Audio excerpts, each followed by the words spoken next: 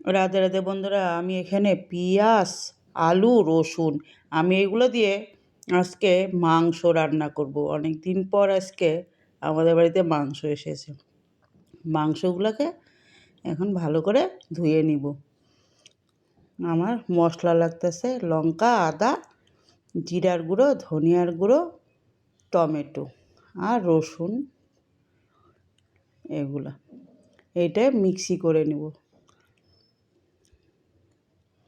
আমি জিরার গুঁড়ো আর ধনিয়ার গুঁড়ো আবার মিক্সি করাই ছিল ভাজা, আমি ঘরেই বানিয়েছি এগুলো।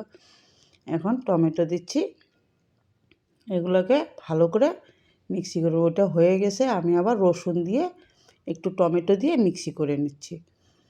আমি এখন মাংসটাকে নুন হলুদ দিয়ে তেল দিয়ে সরষের তেল দিয়ে মাখবো ভালো করে। আর এদিকে কড়াই বসাই দিয়েছি, শুকনো লঙ্কা, জিরা, তেজপাতা দিয়ে দিয়েছি। আমি এখন পেঁয়াজটাকে দিয়ে দিব। পেঁয়াজগুলোকে দিয়ে ভালো করে ভেজে নিব। তারপর অন্য মশলাগুলো দিব, এটা লাল লাল হওয়া অবধি ভাজতেই থাকবো। এদিকে মাংসটাকে ভালো করে মেখে নিচ্ছি। তাহলে নুন হলুদটা, তেলও দিয়েছি তো একটু, ঢুকে যাবে, বেশ ভালো লাগবে খেতে।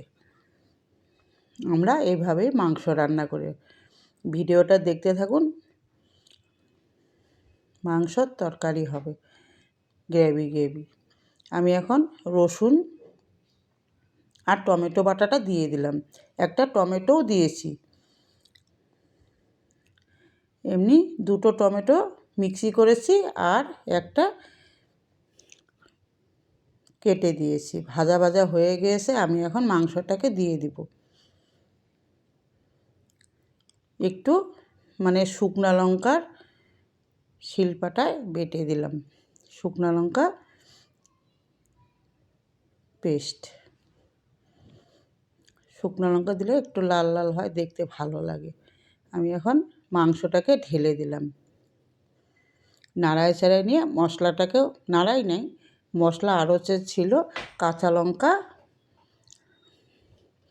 জিরা, ধনিয়া, এগুলো, টমেটো, এটা দিয়ে দিয়েছি। এখন নাড়াচাড়ায় নিয়ে ঢাকনা দিয়ে রাখবো। আমি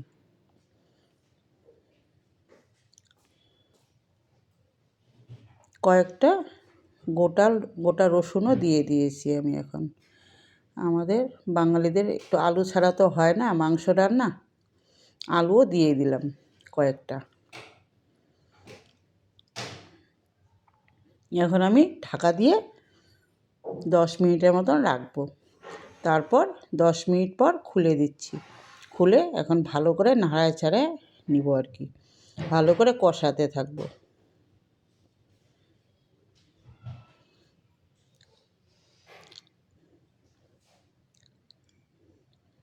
গ্যাসের মধ্যে তো একটু দেরি হয়, অনেকটাই তো জিনিস।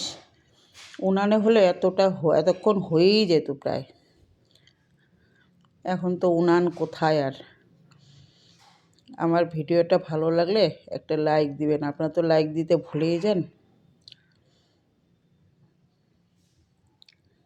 কীরকম লাগে কমেন্ট করবেন, আমার রান্নাটা কীরকম হয়েছে।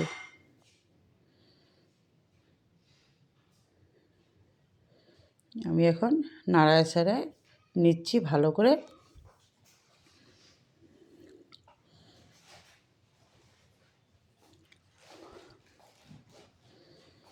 আমি অতটাও তেল দিয়েছি, 1.5 কেজি মাংসর মধ্যে আমার তেল লেগেছে 150 গ্রামের একটু বেশি।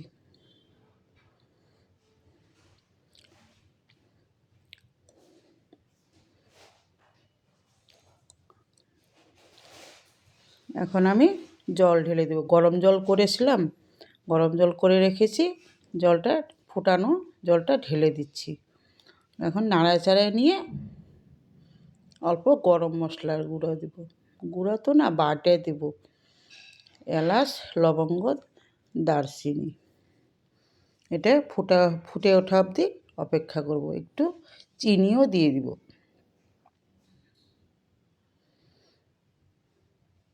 আমাদের বাঙালিদের রান্না একটু চিনি না দিলে ভালো লাগে না।